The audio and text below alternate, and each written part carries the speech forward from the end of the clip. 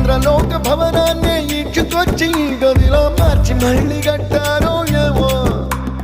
మాయజాలము తెలుసు మంత్రగారడి తెలుసు రెంటి కన్న ఇది ఇంకోటేమో